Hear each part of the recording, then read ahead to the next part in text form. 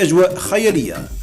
ملعب عنابة مكتظ عن آخره بالجماهير الجزائرية، حيث قام النجم الجزائري رياض محرز بنشر هذا الفيديو من أرضية الملعب، ويعبر عن إعجابه وانبهاره بالجمهور الضخم الحاضر في المدرجات.